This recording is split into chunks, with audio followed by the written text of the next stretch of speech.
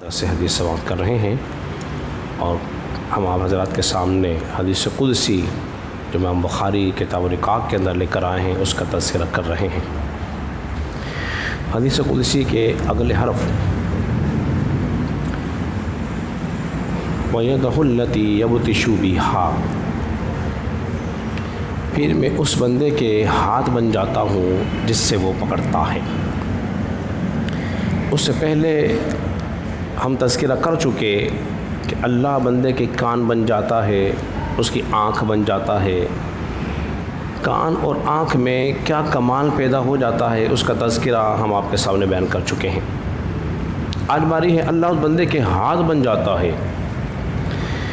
جس سے وہ پکڑتا ہے۔ یہ تو محال ہے، مجازن کہا گیا ہے، تو گویا بندے کے ہاتھ ہوتے ہیں قوت پروردگار کی ہوتی ہے، اور پھر وہ اس میں تصرف کرنے لگتا ہے، قریب ہو چاہے بعید ہو اس میں تصرف کرتا ہے۔ تو یہ کمال اولیاء اللہ کو حاصل ہوتا ہے۔ جب یہ کمال اولیاء اللہ کو حاصل ہے تو بدرجہ اتم یہ رسول اللہ کو بھی حاصل ہے، انبیاء کو بھی حاصل ہے۔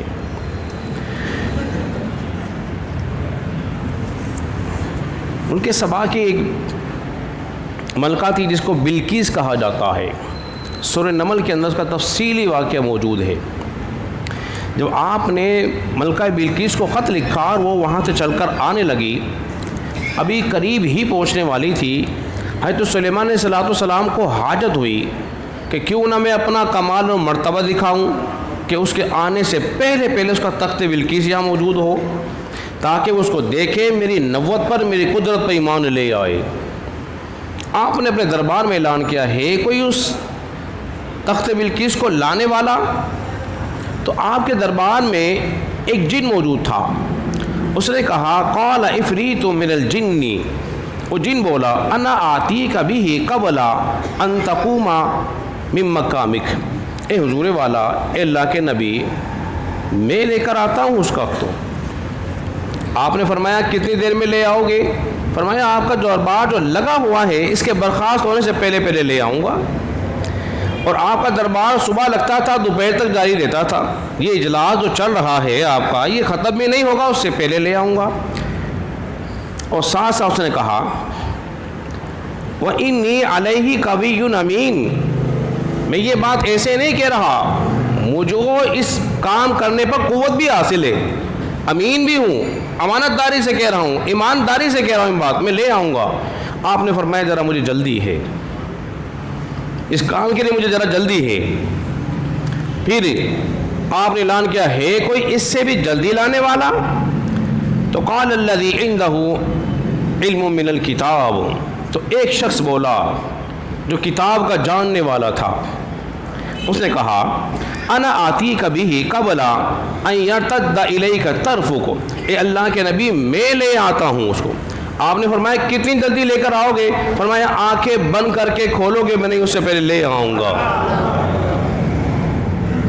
یہی ہوا، وہ ساتوں زمینوں کے اندر ہے، 60 ہاتھ گز لمبا، 60 ہاتھ گز چوڑا، اتنا بھاری وزنی، اور دروازوں میں قید قفل لگے ہوئے ہیں، بس تصرف کرنا تھا، کیا دیکھا زمین کے اندر چلتا ہوا تک سامنے ظاہر ہوا۔ جب سامنے ظاہر ہو گیا تو آپ نے فرمایا قال ھذا من فضل ربی، فرمایا یہ میرے رب کا فضل ہے۔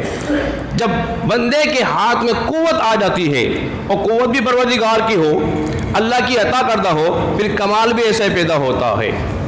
وادی خیبر کو دیکھ لیجئے، حضرت علی کے ہاتھ سے ڈال گر گئی تو قلعہ کاموس جو تھا، خیبر کا قلعہ جو تھا، آپ نے اس کا دروازہ اکھاڑ لیا اور ڈھال بنا لی۔ 40 افراد مل کے دروازے کو ہلا نہیں سکتے تھے۔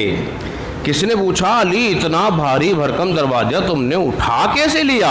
فرمایا یہ قوت جسمانی سے نہیں اٹھایا، یہ تو قوت رحمانی سے اٹھایا ہے۔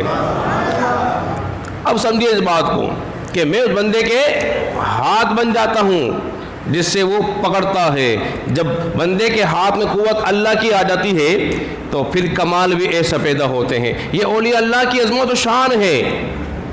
یہ اولیاء اللہ کے تصرفات ہیں، پھر وہ ایسے کارنامے سر انجام دیتے ہیں، قریب و بعید کی چیزوں میں تصرف کرنے لگتے ہیں۔ یہی مسلمانوں کا عقیدہ نظریہ ہے۔ اللہ رب العزت کی بارگاہ میں دعا کریں اللہ تبارک و تعالی ہم سب کو سمجھنے اور عمل پیرا ہونے کی توفیق عطا فرمائے۔